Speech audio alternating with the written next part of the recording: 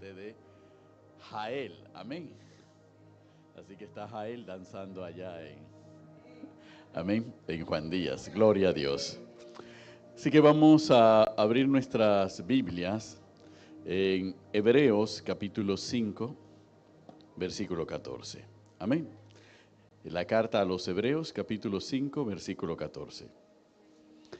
La carta a los Hebreos es una carta bastante particular, muy interesante, con un destinatario específico. Ok. Capítulo 5, versículo 14, dice la palabra del Señor de la siguiente manera: en el nombre del Padre, del Hijo y en la comunión del Espíritu Santo. Pero el alimento sólido es para los que han alcanzado madurez, para los que por el uso tienen los sentidos ejercitados en el discernimiento del bien y del mal. Capítulo 6, versículo 1. Por tanto, dejando ya los rudimentos de las doctrinas de Cristo, vamos adelante a la perfección, no echando otra vez el fundamento del arrepentimiento de obras muertas de fe en Dios, de la doctrina de bautismos, de la imposición de manos, de la resurrección de los muertos y del juicio eterno. Y esto haremos si Dios en verdad lo permite. Porque es imposible que los que una vez fueron iluminados y gustaron del don celestial y fueron hechos partícipes del Espíritu Santo, y asimismo gustaron de la buena palabra de Dios y los poderes del siglo venidero, y recayeron, sean otra vez renovados para arrepentimiento, crucificando de nuevo para sí mismo al Hijo de Dios y exponiéndole a vituperio. Señor y Dios Padre Todopoderoso, te damos gracias en esta mañana por tu palabra. Señor, glorifica en nuestras vidas. Señor, que sea una palabra que nos edifique, que nos exhorte y que nos consuele. Preparamos nuestras mentes, todos los que estamos aquí y los que nos siguen por las redes sociales, y preparamos nuestros corazones, Señor, para dejarnos forjar por ti y por tu palabra y por tu Santo Espíritu que mora en nosotros. Usa, Señor, esta vasija de barro como un instrumento de honra en tus manos para bendecir a tu pueblo. En el nombre de Jesús, amén y amén. Podemos sentarnos y le damos un fuerte aplauso al Señor. Aleluya, bendito el nombre del Señor. A veces cuando nosotros tenemos la oportunidad de leer la carta a los Hebreos en estos versos, indudablemente pensamos que estos versos resultan ser bastante duros en el sentido y la expresión que utiliza el autor de la carta a los Hebreos. A veces se piensa que el autor de la carta a los Hebreos, para algunos teólogos, es el apóstol Pablo, por la dureza con que muchas veces se expresa con relación a la palabra y prácticamente no da lugar a margen de flexibilidad o de sensibilidad alguno para que el que está escuchando la palabra del Señor entonces esté claro y no tenga ningún espacio para dudar o para interpretar la palabra a su conveniencia o a su antojo. Amén. Que es tal vez una de las mayores tentaciones a las que nos enfrentamos todos. Todos los que estamos aquí nos enfrentamos precisamente a la tentación de querer interpretar la palabra del Señor a nuestra conveniencia. Aquí no vamos a pedir que digan amén, sino que ¿quién dice sí? Sí, amén. Exacto. Sí, la mayoría de nosotros tenemos la tendencia a interpretar la palabra a nuestra conveniencia para apoyar las decisiones que ya nosotros hemos albergado y hemos trabajado en nuestras mentes. ¿No es así? Y queremos asegurarnos que Dios nos respalda. Así que interpretamos la palabra de manera tal que diga lo que nosotros queremos que diga. ¿Okay? Tenemos esa capacidad y tenemos esa habilidad para lograrlo en este sentido. Sin embargo, aquí en la carta a los Hebreos, el escritor es bastante directo y hace una advertencia categórica a toda la iglesia. Nos hace una advertencia categórica a cada uno de nosotros. Y vamos a iniciar esta exposición sobre la palabra del Señor, basado en que estamos en el tiempo de la manifestación del Espíritu Santo. ¿Cuántos dicen amén?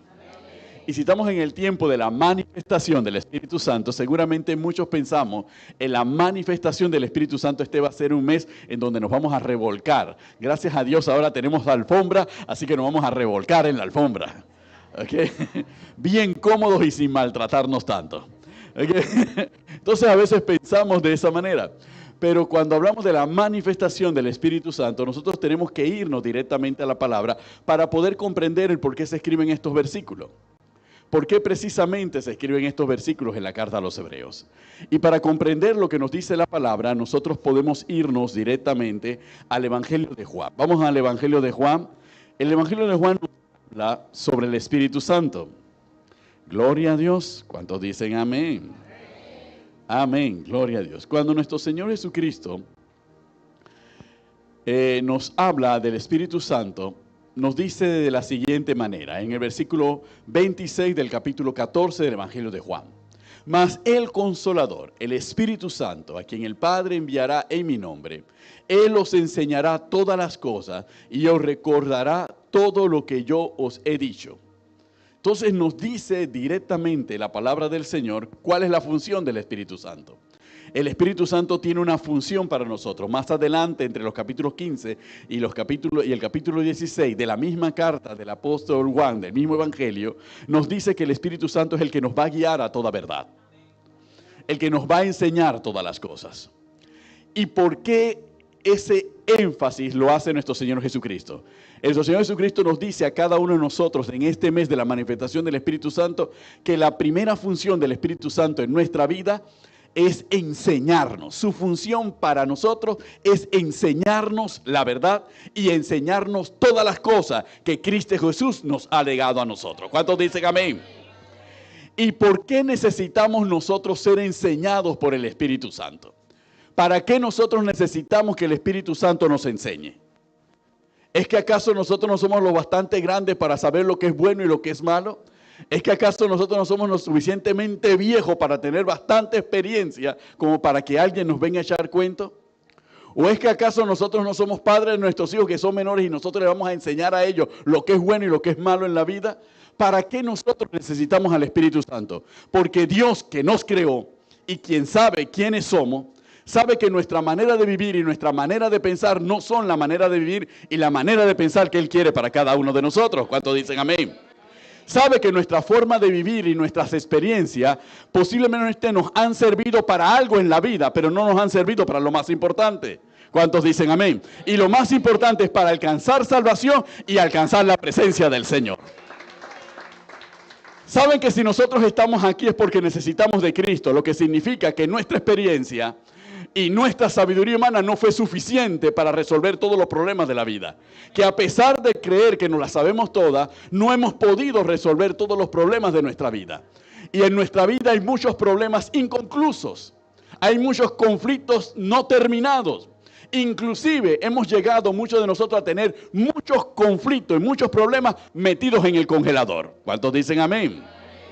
¿Saben lo que es meter un problema en el congelador? Ni lo solucionas para bien ni lo solucionas para mal, simplemente lo congelas. A esperar que salga en el camino una solución para sacarlo del congelador y darle diente. Pero mientras no puedas encontrar una solución, ni para ti ni para mí, se queda en el congelador. O como dirían los que juegan dominó, simplemente se cerró el juego, vamos a contar la ficha. ¿Ok? Entonces, o quedamos empate. Así que eso es básicamente lo que implica congelar los problemas. Y nosotros tenemos gran cantidad de problemas congelados en nuestra vida. Inclusive, aún nosotros tenemos parte de nosotros con las que a veces nos molesta lidiar. Que no queremos ver ni queremos aceptar que las tenemos. Y preferimos tenerlas no en un congelador, preferimos tener metidas en un baúl y nos olvidamos de que eso existe. Pero ¿saben algo, hermanos? Esas cosas siempre salen del baúl sin que nosotros se lo permitamos. Y hacen desastres en nuestra vida y nos meten en otro problema. Entonces, lo que Cristo nos está diciendo es que todos nosotros vamos a necesitar al Espíritu Santo que nos acompañe a lo largo de nuestra vida y que nos enseñe cómo tenemos que vivir. ¿Cuántos dicen amén? ¡Aleluya! Y dice que nos va a enseñar toda verdad. Y cuando habla de que nos va a enseñar toda verdad, eso es lo que yo quería. Todo el que le gusta estudiar la Biblia, yo quería alguien que me enseñara toda la verdad de la palabra. Pero es que la enseñanza de la verdad del Espíritu Santo no se limita exclusivamente a toda la palabra. La enseñanza de la verdad del Espíritu Santo es la enseñanza de lo que Dios quiere hacer con la vida de cada uno de nosotros. Y de cómo la palabra se hace viva en cada uno de nosotros. Y de cómo nosotros realmente podemos utilizar la palabra para saber caminar en esta vida. Así que por eso es que todos los que estamos aquí hemos pasado de muerte a vida, como dice la palabra del Señor. Hemos nacido de nuevo, pero el significado de ese nacimiento nuevo implica que todos hemos empezado como niños espirituales. Todos aquí hemos empezado como niños espirituales. Hemos empezado desconociendo todas las cosas. Y empezamos este camino siendo enseñados por el Espíritu Santo para saber cómo tenemos que vivir. Porque antes nosotros pensábamos que vivíamos. Pensábamos que sabíamos hacer las cosas. Pensábamos que habíamos logrado lo que habíamos logrado. Pero es ahora en Cristo Jesús como realmente nosotros estamos aprendiendo a vivir. ¿Cuántos dicen amén? ¡Aleluya! Y ahí es donde viene la incertidumbre. Ahí es donde viene la incertidumbre de todos los que estamos aquí. Antes yo podía calibrar la vida porque mi papá me enseñó, porque mi mamá me enseñó, porque mi tío me enseñó, porque un hermano, un amigo me enseñó, etcétera, etcétera. Y yo podía calibrar la vida de acuerdo a esos estándares.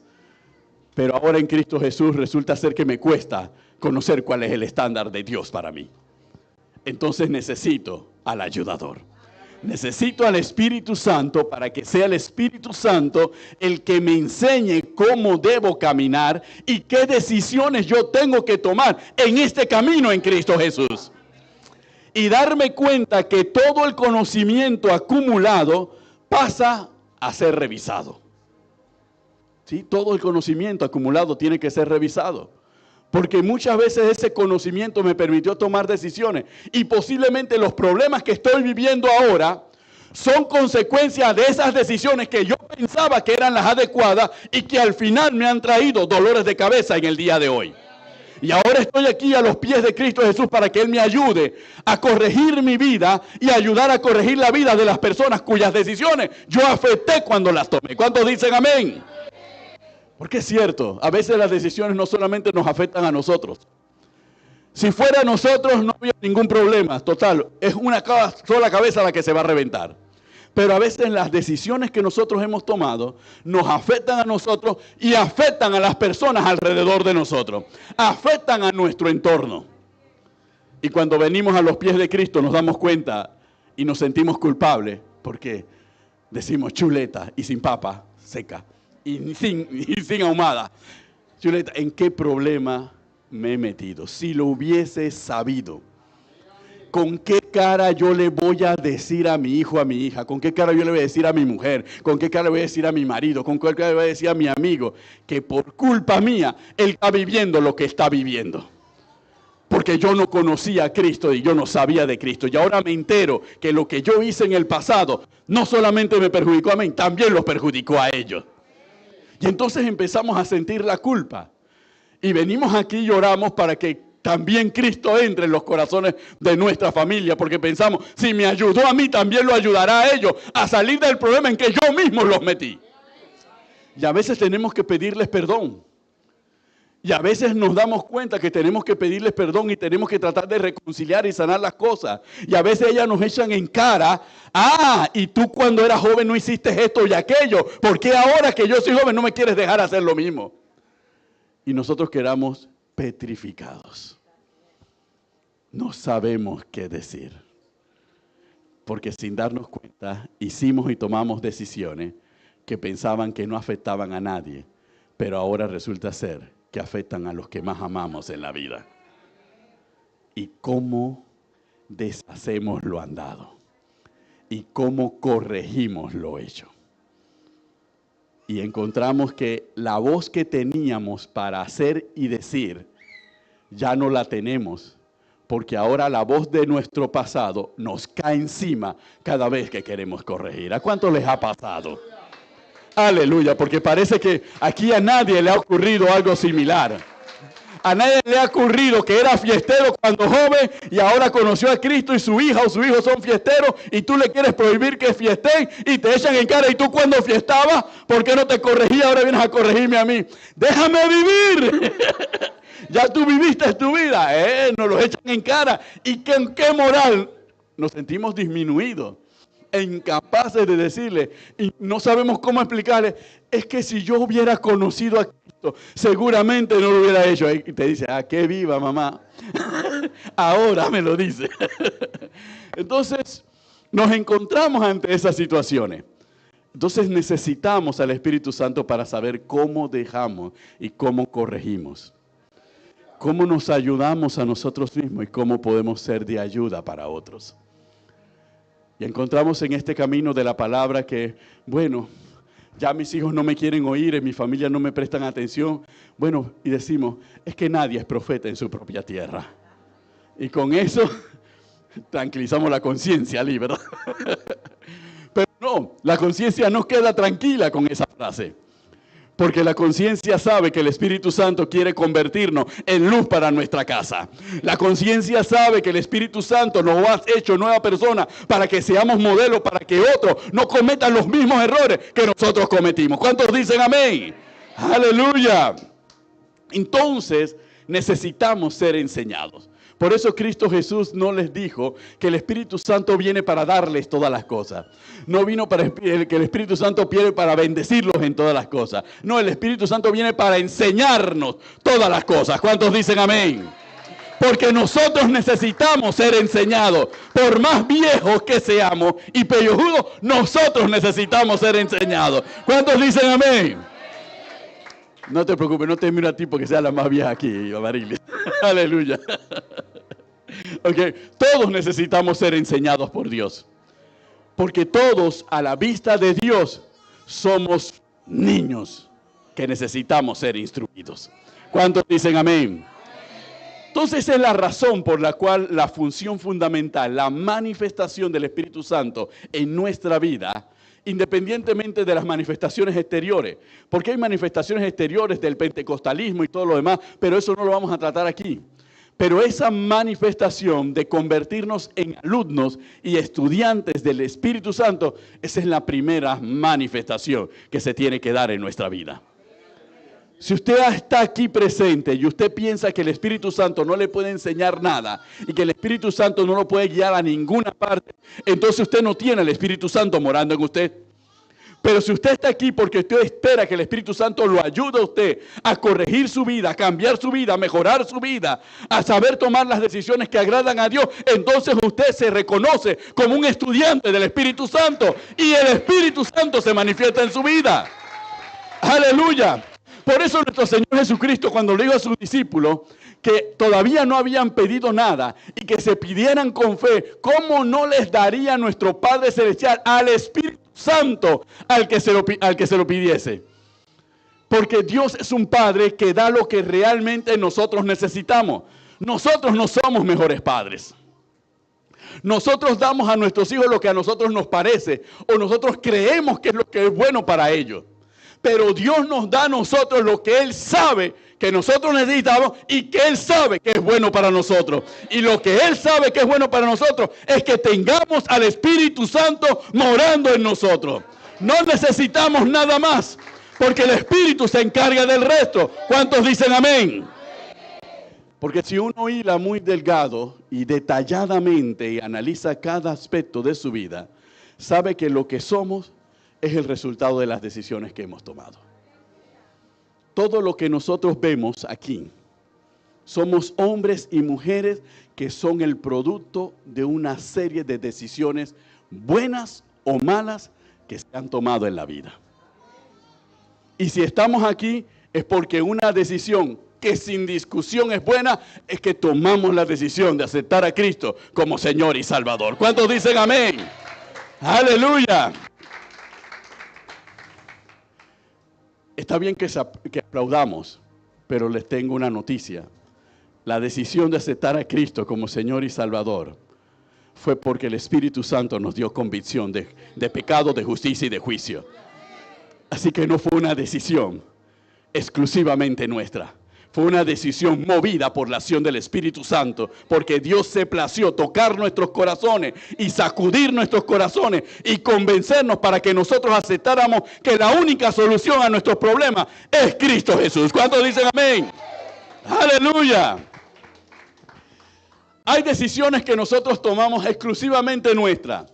Que si necesitamos resolver un problema, una enfermedad, vamos a un médico o compramos un medicamento. Y si el médico y el medicamento no sirve, entonces nos vamos a un curandero. Y si el curandero no sirve, entonces necesitamos algo más fuerte, un brujo poderoso que mueva todas las cosas. Entonces vamos donde el brujo o la bruja. Pero buscamos una decisión. Esa decisión la tomamos nosotros, movido por nuestro desconocimiento y por nuestra ignorancia. Pero esa decisión no salva nuestra vida, es más, la condena.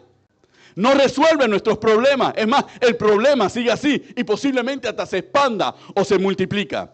Pero cuando nosotros tomamos una decisión y creemos que tomamos la decisión de venir a los pies de Cristo, es porque el Espíritu Santo se ha dado cuenta que nosotros ya no tenemos más fortaleza. Ya estamos suficientemente maduritos para ser sensibles al Espíritu Santo. Por eso lo que estamos aquí es porque hemos pasado por un periodo de maduración y estamos preparados para ser sensibles a la voz del Espíritu Santo. Porque los que todavía estaban verdes no están aquí. Aquí están los maduritos. Y digo maduritos para no decir maduros por el problema que tiene el otro allá. Entonces, los que estamos aquí somos porque estamos maduritos. Y el Espíritu Santo nos tocó.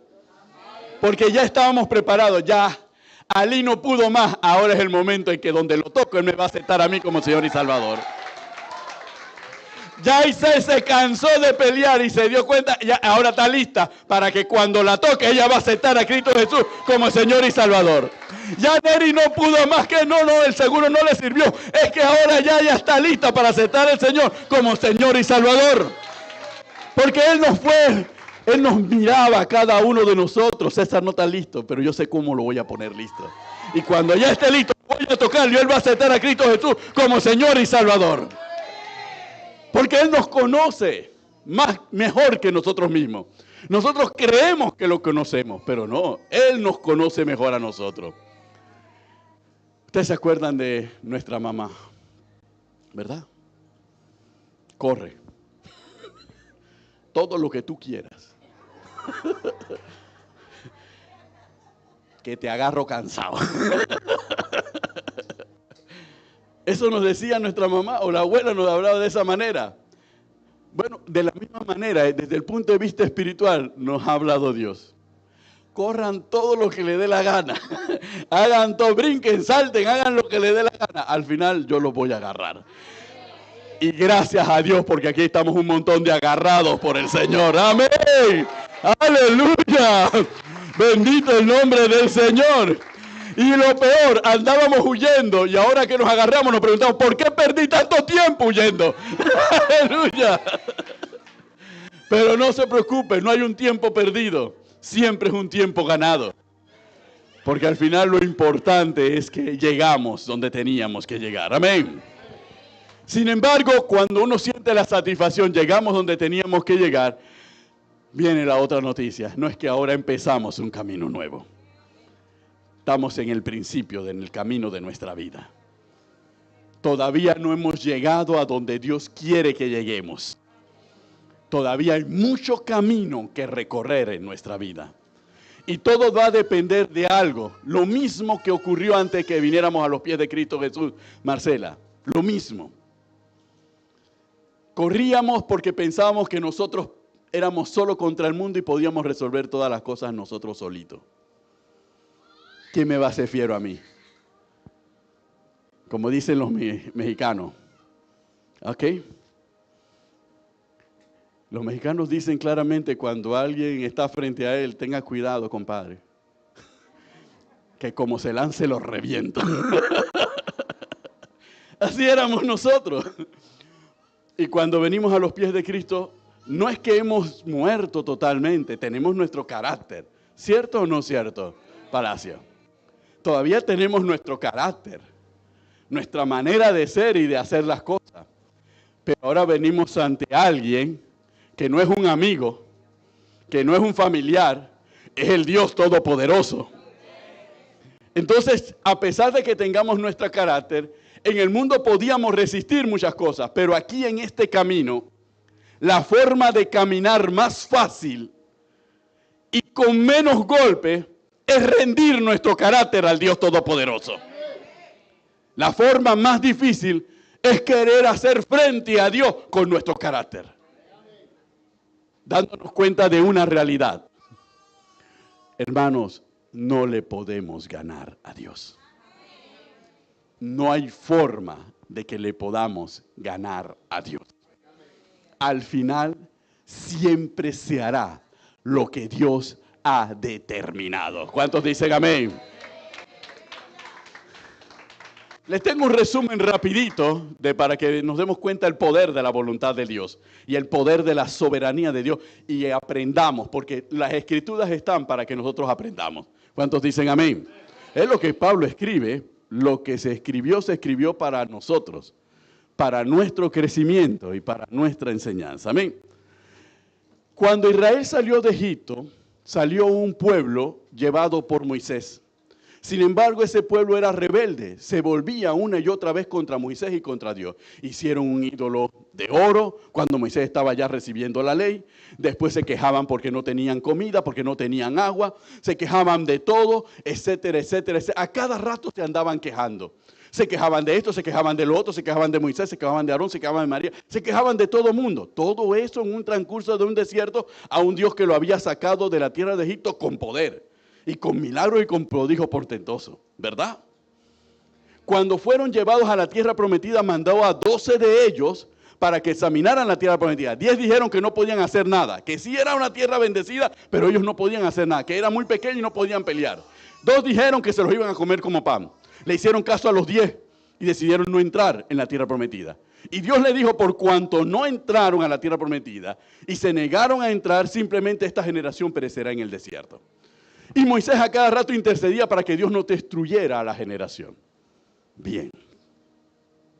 La generación que salió de Egipto, toda pereció en el desierto. A la tierra prometida solo entraron sus hijos y 3 personas más de la vieja generación. Josué, Caleb y Eleazar. Y Eleazar por ser sumo sacerdote. ¿Ok? No por valentía, sino por posición. Entonces, cuando todo eso acontece, uno se da cuenta que Moisés hizo de todo para evitar que Dios destruyera a ese pueblo en el desierto. Y a pesar de que hizo de todo, ¿cuál fue el resultado? Al final Dios lo destruyó. ¿Por qué? Porque era un pueblo de dura cerviz. En otras palabras, si traducimos de dura cerviz a nuestro lenguaje panameño, era un pueblo de carácter. Carácter aún para enfrentarse a Dios. Era un pueblo de carácter. Sin embargo, ese pueblo de carácter pereció en el desierto. Y el que entró fue la generación que aprendió lo que le pasó a sus padres.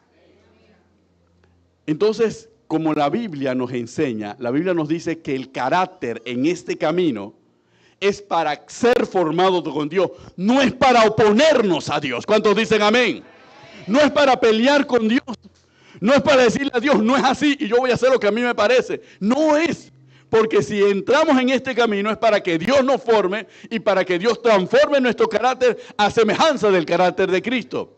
Por eso tenemos al Espíritu Santo. Pero si vamos a ser gente de carácter y no nos vamos a dejar ni del Espíritu Santo, la carta a los hebreos entonces se escribió. ¿Se acuerdan lo que le pasó a esa generación? Bueno, eso mismo le puede pasar a esta. Si desoyeron al Dios de allá, ¿cómo no a esta generación si no aceptaron al Cristo que murió por ellos? Y eso es lo que nos está diciendo a cada uno de nosotros. Se sienten un poco asustados y preocupados. Es que Dios no tiene misericordia. No, Dios tiene misericordia. Y la misericordia de Dios está en que nos ha dado de su Espíritu Santo para ayudarnos en este caminar. No para estorbarnos. El Espíritu Santo no está para estorbarnos a nosotros. Está para estorbar el pecado en nosotros, pero para ayudarnos a que nosotros seamos la imagen de Cristo. ¿Cuántos dicen amén? Aleluya, bendito el nombre del Señor. Ahora cambiamos de micrófono porque dice que este se va. Se va y se fue. Gloria a Dios. Ahora, ¿qué es lo más importante que el Espíritu Santo nos enseña a nosotros? Lo más importante es lo que nosotros hemos perdido. El Espíritu Santo lo primero que nos enseña a nosotros es a discernir. ¿Cuántos dicen amén? Por eso cuando regresamos a la carta a los Hebreos en el capítulo 5, verso 14, les dice, aquellos que reciben el alimento sólido son aquellos que han ejercitado los dones espirituales en el discernimiento del bien y del mal. Quiere decir que lo que nosotros recibimos del Espíritu Santo nos lleva a tener que ejercitar lo que el Espíritu Santo nos está dando para poder discernir entre el bien y entre el mal. ¿Cuántos dicen amén? ¿Y por qué tenemos que discernir entre el bien y entre el mal? Porque si hay algo que nosotros no sabemos, es que es bueno y que es malo. Aunque usted diga que ya tú eres un hombre viejo y pellejo, hecho y derecho, ya tú sabes el bien, lo bueno y lo malo. ¡Mentira! No sabemos lo bueno y lo malo. Sin el Espíritu Santo nosotros no podemos saber lo bueno y lo malo. Es más, nosotros pensamos que lo bueno es malo y que lo malo es bueno. En el peor de los casos, hasta eso todo lo tergiversamos. Y hay veces que entre dos cosas pensamos que las dos cosas son buenas. La única diferencia es que una es buena y la otra es muy buena. Entonces, ¿por qué? Porque no podemos perdimos la capacidad de discernir entre lo bueno y lo malo.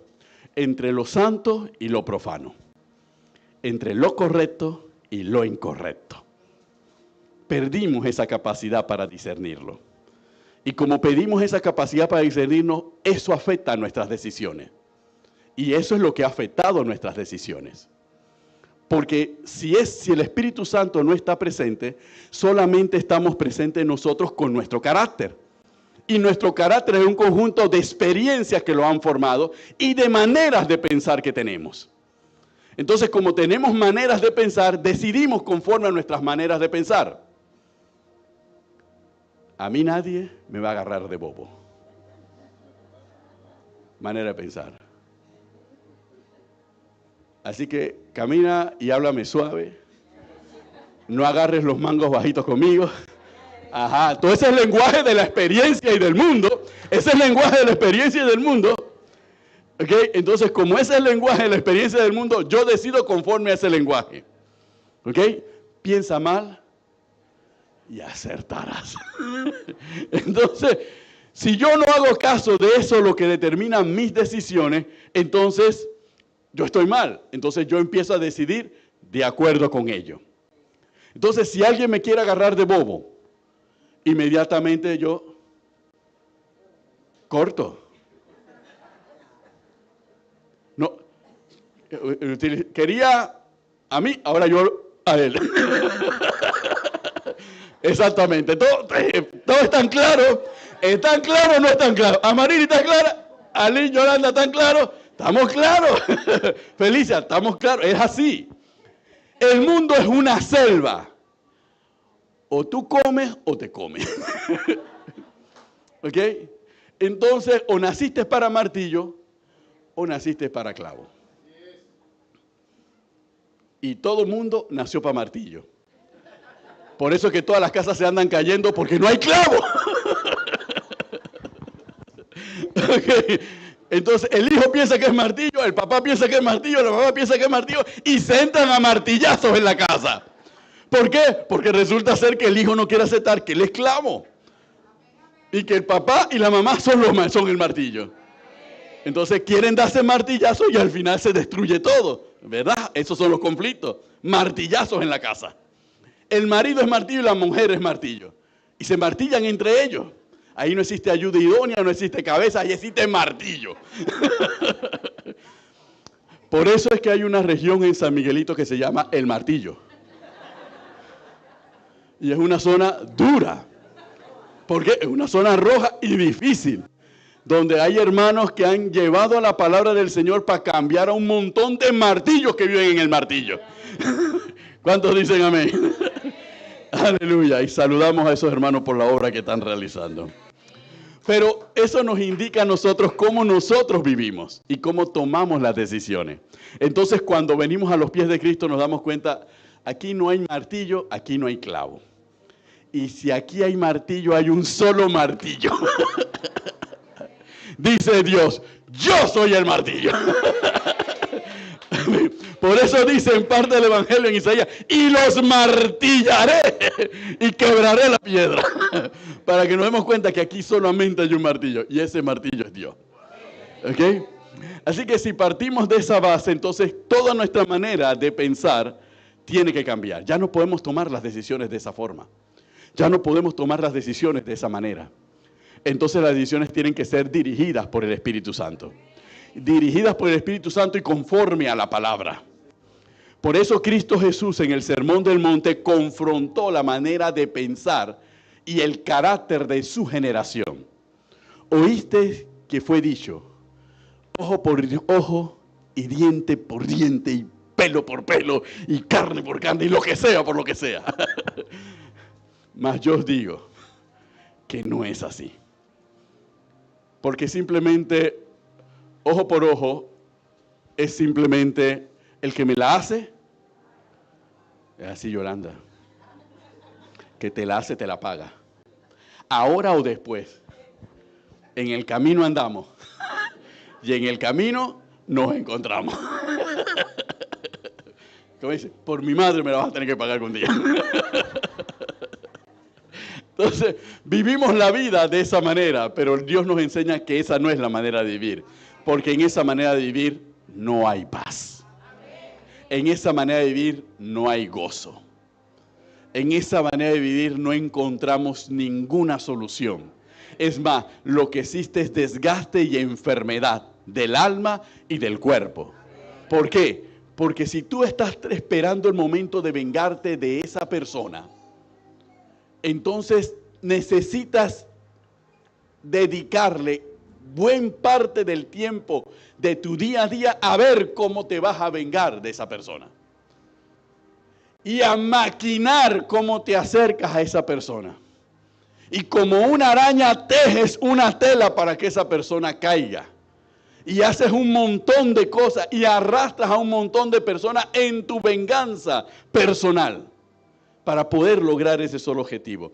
¿Quién ha perdido todo ese tiempo? Tú has perdido todo ese tiempo. Yo he perdido todo ese tiempo. Me he desgastado. He perdido la oportunidad de disfrutar verdaderas cosas que me pueden hacer feliz pensando únicamente en ese objetivo. ¿Y saben qué es lo peor? Que esa persona nos maltrató y se olvidó de nosotros. Ni siquiera se acuerda de nosotros. Y nosotros estamos todos los días martillando lo mismo. Díganme si no es algo absurdo. Sí es absurdo. Por eso Cristo nos elimina esa manera de pensar de nuestra mente y de nuestro corazón. No puede ser así. Por eso la regla de Cristo es el amor y el perdón. Si alguien te ha agraviado, perdónalo. Por eso la sanidad espiritual empieza con una palabra, perdón. Perdón para nosotros mismos. Perdonamos a nuestros padres, perdonamos a todas las personas que pensamos que nos han hecho daño. Tenemos que perdonarlas porque tenemos que agarrar eso y echarlo fuera de nuestra mente y de nuestro corazón para poder seguir en este camino. No podemos llevar esa carga, no podemos cargar con ese equipaje, no lo podemos hacer. Es demasiado pesado. Por eso es que muchos vamos aumentando de peso para poder cargar mejor el equipaje, tener más fuerza para cargar el equipaje. Amén, aleluya. Gloria a Dios. ¿Por qué? Pero no podemos actuar de esa manera. Tenemos que vivir ligero porque somos extranjeros. El significado de ser extranjeros y peregrinos sobre la tierra es que el extranjero y el peregrino no puede cargar mucho equipaje. Y el significado espiritual es que nuestra alma tiene que estar vaciada de cargas. Por eso dice la carta a los hebreos, despojémonos de todo peso y del pecado que nos asedia, y corramos con paciencia la carrera que tenemos por delante, puesto los ojos en Jesús, el autor y consumador de la fe. ¿Cuántos dicen amén? Porque algunos cristianos están viendo las Olimpiadas en este periodo. ¿Qué cristiano está viendo las Olimpiadas? ¿Ah? Algunos están viendo las Olimpiadas, gloria a Dios. Bueno, cuando viene la parte del atletismo, usted ve que los corredores tienen que estar lo más ligeros posible. Los calzados tienen que ser lo mejor adaptado posible. Ahí no hay espacio para juanete ni para nada de este tipo de cosas. Y el tipo de tela del vestido tiene que ser el más, más liviano y más impermeable y que pueda absorber el calor, etcétera, etcétera. Y más aerodinámico muchas veces para poder alcanzar mayor velocidad. Ningún corredor, ustedes lo ven con una mochila atrás. De que no, es que me botaron del cuarto en la Villa Olímpica, así que traje todo mi... y voy a correr con... No, ninguno anda con eso. Porque no puede correr de esa manera. No se puede correr de esa manera. Hay deportes en donde tú tienes que llevar una mochila cargada de pesas, etcétera, etcétera, pero esa es otra disciplina. Pero en esta disciplina de carreras de velocidad o carreras de resistencia a larga distancia, tienes que estar lo más ligero posible. Por eso Pablo toma el ejemplo de esos corredores, porque eso viene de la antigua Grecia y Roma. Toma el ejemplo de esos corredores cuando habla de la carrera. Por eso nosotros sabemos que tenemos que estar ligeros. ¿Y qué es lo que hace peso en esta carrera espiritual? La amargura.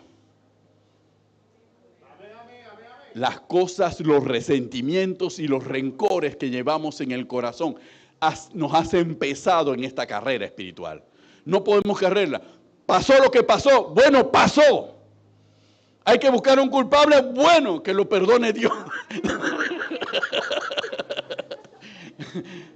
Sí, porque hasta de eso hacemos música, Itzel. Que lo perdone Dios, que lo perdone. Entonces, pero nosotros no queremos entrar en la esfera de lo que es el perdón, pero tenemos que perdonar para poder estar abierto a lo que Dios quiere darnos a cada uno de nosotros. ¿Cuántos dicen amén? Aleluya. Vamos nuevamente a la carta a los Hebreos.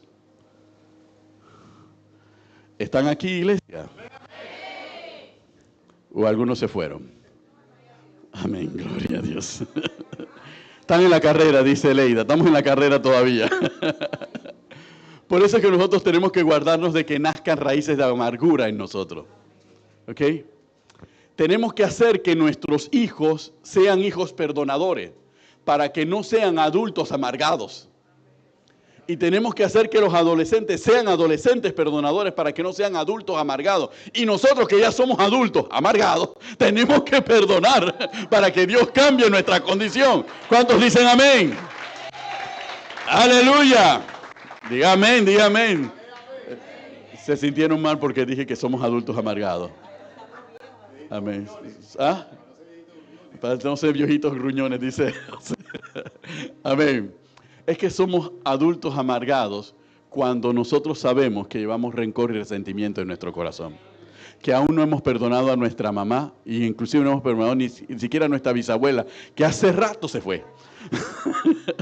Entonces entramos en situaciones que son absurdas y que son ilógicas y que nos hacen daño a nosotros. Por eso estamos en Cristo Jesús. Por eso necesitamos al Espíritu Santo para que nos enseñe a perdonar, a soltar las cargas espirituales y poder caminar hacia adelante. Porque si no las soltamos, esas cargas espirituales están con nosotros. Y toda relación humana que nosotros tengamos, le vamos a llevar esa carga espiritual. Aleluya. ¿Y cómo funciona espiritualmente? Bueno, te enamoras y se enamoraron de ti. Y cuando van a vivir juntos, ustedes piensan que el dolor de cabeza es comprar estufa, nevera, cama, licuadora y esas cosas. No, el verdadero problema es que cargan una cantidad de equipaje espiritual que no cabe en la casa donde compraron. Y todo eso es lo que entra primero. Es más, eso llega antes de que llegue la estufa. Y ya cuando instalan la cama, ya todo eso se instaló. Porque eso es lo primero que nosotros tenemos que dejar afuera. para poder abrirnos hacia lo nuevo que Cristo tiene para nosotros. ¿Cuántos dicen amén? Aleluya. Y en el camino de las relaciones humanas nos van surgiendo nuevas cargas si nosotros no somos capaces de perdonar inmediatamente.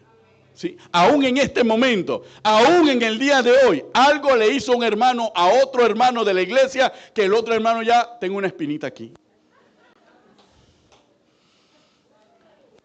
Pero ya va a ver Leida cuando yo entre en la cocina.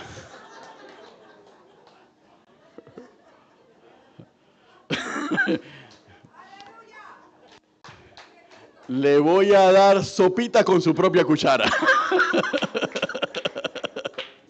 Entonces, y nosotros lo pensamos de esa manera. Y es aquí. Y aquí empiezan a surgir problemas. Ese pastor la tiene conmigo. Esa pastora la tiene conmigo. Le voy a pelar el ojo porque yo, por algún lado resbala. Y donde resbale se lo voy a decir a toda la iglesia, para que toda la iglesia sepa. Entonces todas esas cosas surgen aquí. Por eso la iglesia se convierte en un centro de restauración espiritual. Permanentemente nosotros tenemos que renovarnos. Pero usted dice, ¿por qué todas las veces que venimos a la iglesia tenemos que orar por la familia? Porque todos los días, es más, no solamente cuando venimos, todos los días tenemos que orar por la familia. Pero no queremos cambiar nuestra oración. Tenemos que incluir el perdón dentro de nuestras oraciones. Primero, en la oración por la familia, pido perdón y pido perdón por todas las ofensas que le he hecho a los miembros de mi familia con mi actitud o con las cosas que le he podido decir o aún con lo que he pensado con respecto a ello. Y perdono a todos los miembros de mi familia que me han podido decir o hacer cosas que me han hecho sentir mal. Para después, y te pido perdón a ti, Señor. Porque hermanos, aprendimos el Padre Nuestro de memoria, pero en realidad no aprendimos nada. Porque la parte del perdón del Padre Nuestro es la parte que la única parte que explica Jesucristo después de que da la oración a los discípulos. Porque si no perdonan a los que les ofenden, su Padre que está en el cielo tampoco los va a perdonar a ustedes. Entonces, ¿qué significa? Yo tengo que perdonar al que me ha ofendido y tengo que pedir perdón al que yo he ofendido. Y aquí no se trata de un debate, porque nosotros somos buenos debatiendo. No es que yo no te ofendí, Amarilis, eso es lo que tú interpretas. Eso es lo que tú piensas. Pero yo, jamás, esa no fue mi intención. Mi intención la sabe solamente Dios. Ese es tu problema. Entonces nos defendemos cuando realmente la defensa no obra en la base del perdón. Lo que obra en el perdón es ponerse en el lugar del otro. Y cuando yo me pongo en el lugar del otro, me pongo en el lugar de quien sintió y escuchó la palabra. Entonces, cuando me pongo en el lugar del que escuchó y sintió la palabra, eso pesa más que lo que yo pueda pensar que le dije. Porque no importa, mi corazón está limpio, pero yo tengo que asegurar que el de él también esté sano. ¿Cuántos dicen amén?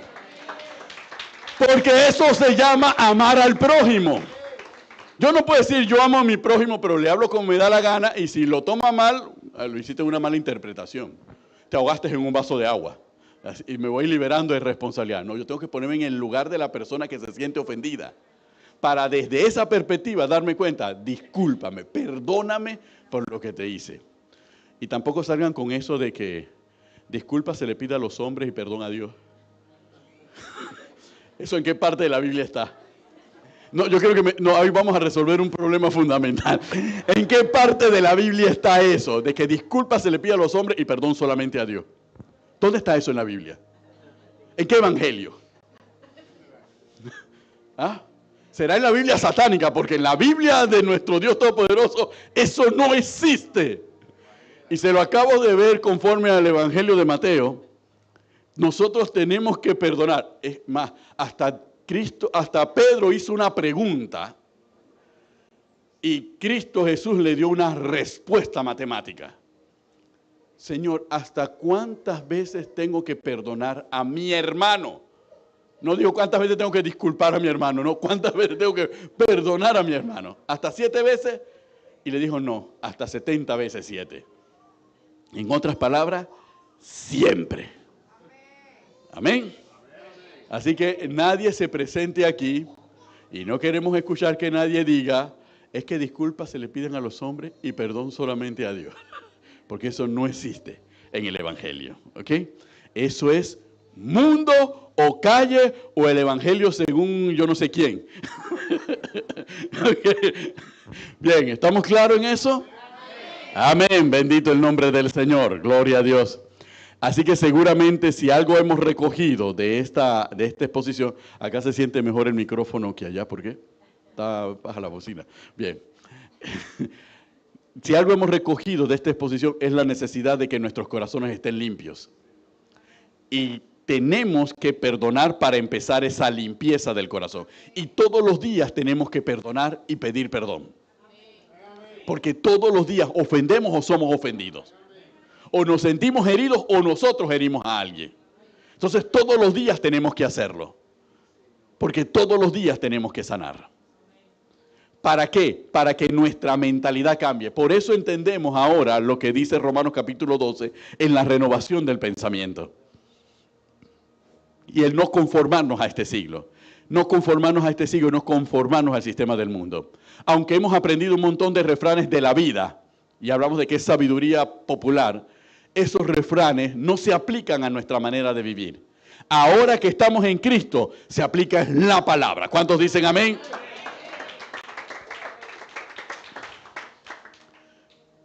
Hay otra expresión que muchas veces nosotros hacemos, que tampoco a veces son correctas. Tuve un problema con el hermano Juan y con la hermana Dalis, pero eso yo se lo dejo a Dios en sus manos. No. No. Porque la palabra me dice que cuando existe un problema entre nosotros, que acudamos y lo conversemos entre nosotros. Y lo resolvamos entre nosotros. No dice que lo agarre y se lo deje a Dios. Mientras tanto yo estoy orando para que le caigan un rayo y los parta. Entonces no se lo estoy dejando a Dios. Entonces es una expresión que me libera a mí de la responsabilidad de pedir perdón o perdonar. Entonces yo tengo que eliminar toda forma que me impida a mí lograr eso. ¿Cuántos dicen amén? Entonces todo el mundo se conoce, todo el mundo sabe cómo dirige su vida y cómo la ha vivido. Y sabemos las cosas de las cuales tenemos que desprendernos para poder movernos conforme a lo que la palabra establece. ¿Cuántos dicen gloria a Dios? Bendito el nombre del Señor. Por eso, para lograr el discernimiento, es fundamental en este camino que nosotros venzamos la falta de práctica, la influencia cultural, las emociones y las pasiones, y algo muy importante, vencer el orgullo. Si nosotros no vencemos no superamos estas 4 cosas, siempre estaremos dando vueltas en un círculo, sin crecer y sin avanzar espiritualmente en este camino. Tenemos que desprendernos de toda influencia cultural. Tenemos que someter nuestras emociones y nuestras pasiones y tenemos que vencer el orgullo que nos impide a nosotros humillarnos con nuestro concepto de orgullo. Yo no me voy a humillar. Pedir perdón lo entendemos como humillarnos ante la otra persona.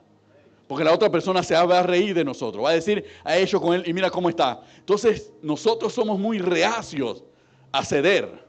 Queremos mantener nuestra posición, nuestro carácter.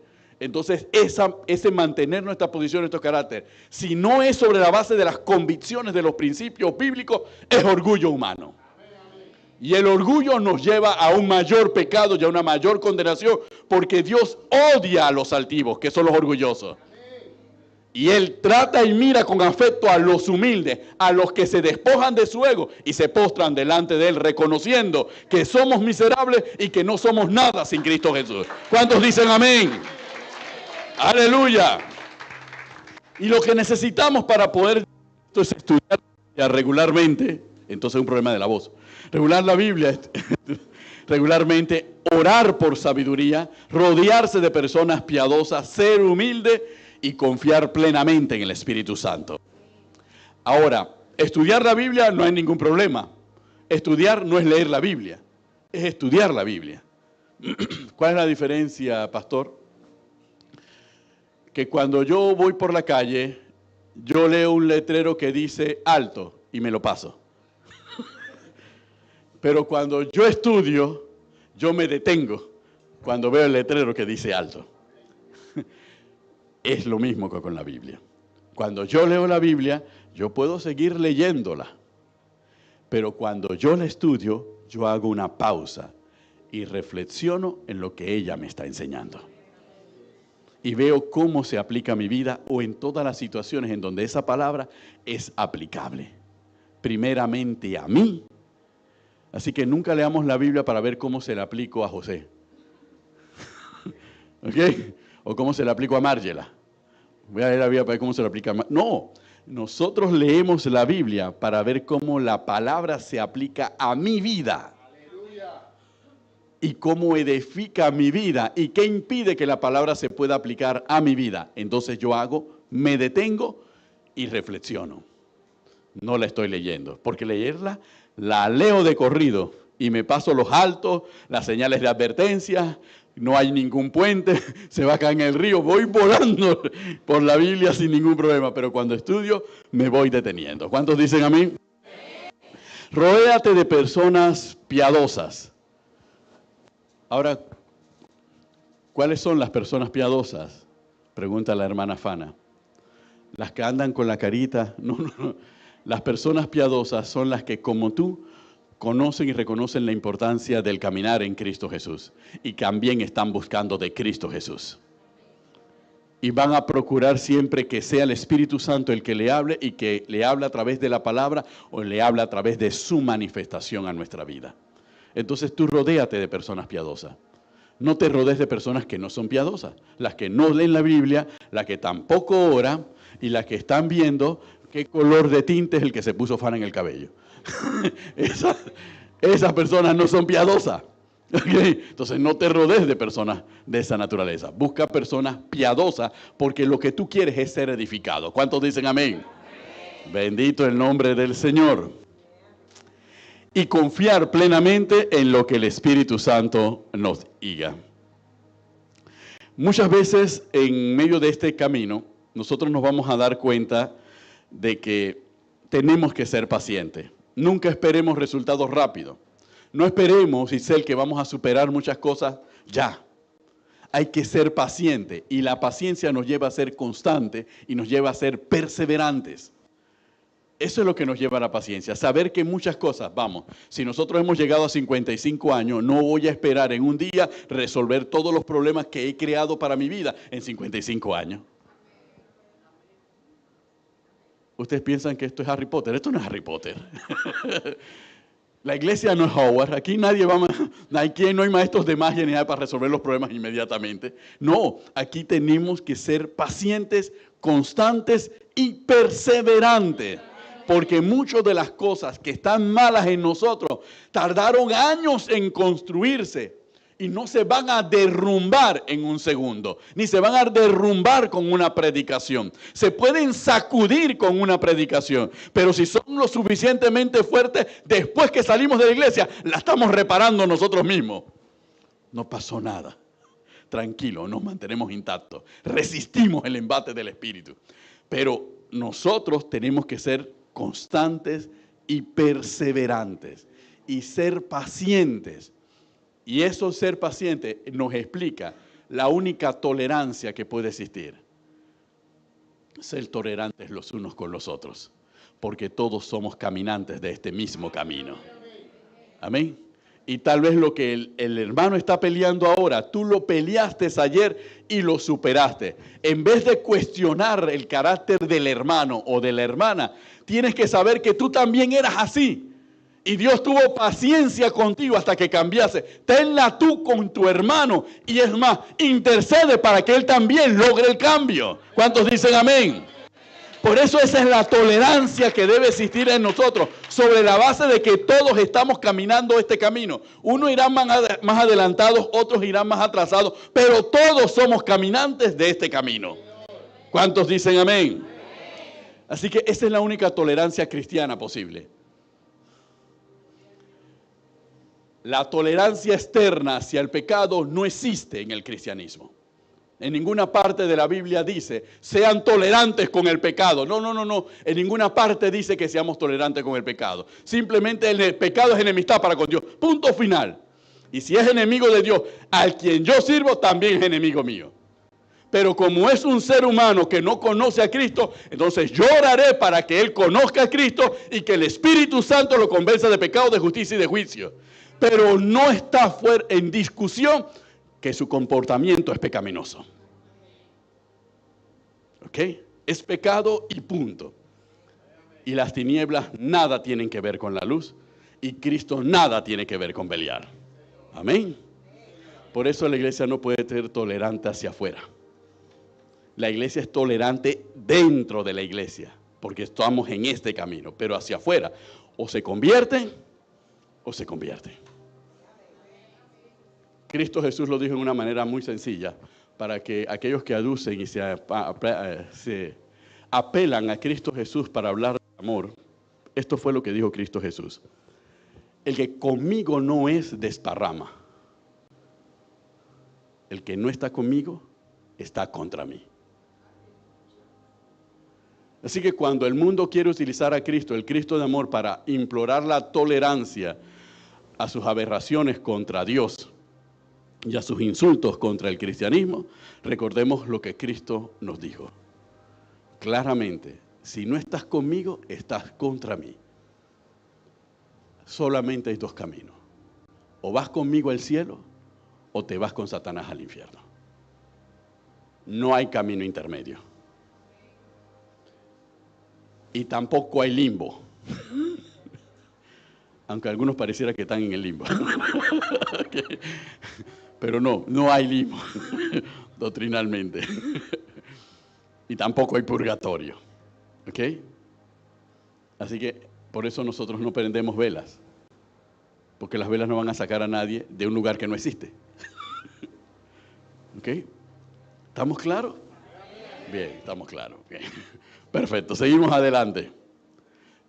Ya estoy terminando, ya me quedan ¿cuántos? 6 segundos. ¿O ya dónde están los relojes? Bueno, aquí tenemos 1, 2, 3, 4 relojes. Así que no hay forma de que uno se pueda decir, se me fue el tiempo y no me di cuenta. La importancia es entender la voluntad de Dios y distinguir la verdad del error. Solamente eso se logra por medio del Espíritu Santo.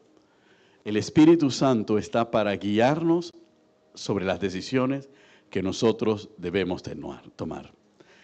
Y el ámbito de acción del Espíritu Santo no tiene que ver únicamente con los temas que tienen que ver con la iglesia. Primera cosa que tenemos que eliminar. El Espíritu Santo no nos va a ayudar a nosotros a tomar las decisiones correctas dentro de la iglesia únicamente. El Espíritu Santo nos va a ayudar a tomar las decisiones correctas en nuestra relación matrimonial, en la relación con nuestros hijos, en nuestro trabajo y en la relación con nuestros amigos y en las relaciones con cualquier persona con la que nos topemos en el camino. Sobre cualquier asunto que nosotros le pongamos a Él para que nos oriente. Él no se circunscribe únicamente a cosas espirituales. No es que yo no le pedí consejo al Espíritu Santo porque esto era algo de mi trabajo y bueno, yo sé sumar, restar y multiplicar porque soy contadora. Así que esto no necesitaba al Espíritu Santo en este asunto. No, en todo necesitamos al Espíritu Santo. Y por una razón de fe y de doctrina.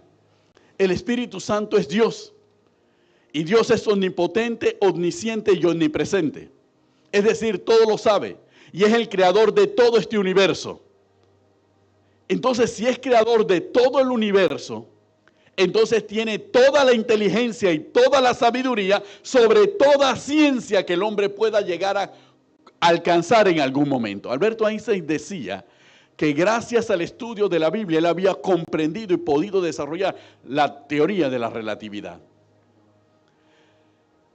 Ustedes saben que Newton, el padre de la física moderna, en su teoría de la gravedad, cuando se descubrieron los escritos de Newton, dedicó más tiempo a estudiar la Biblia que a estudiar física y matemática. No, a los científicos no les gusta que digamos esas cosas porque ellos piensan que Dios no tiene nada que ver con la ciencia. Algunos científicos. Pero la realidad es que Newton le dedicaba más tiempo a la Biblia que a la matemática y a la física que estaba creando y desarrollando. Y lo mismo ocurría con Descartes y con muchos pensadores. Le dedicaban más tiempo a la Biblia y a Dios que lo de que le dedicaban a la ciencia o al conocimiento humano. Lo que da a entender que mucho de su conocimiento humano nació del conocimiento de Dios primero. ¿Cuántos dicen amén? Entonces, si eso ocurrió con ellos, y nosotros no somos ni Newton ni Einstein, entonces, ¿por qué nosotros no podemos acudir en temas jurídicos, en temas contables, en temas médicos, al Dios Todopoderoso para que nos oriente sobre una ciencia que nosotros pensamos que conocemos, pero que realmente el que tiene todo el conocimiento es Dios? ¿Cuántos dicen amén? ¡Aleluya! Por eso es que no existe asunto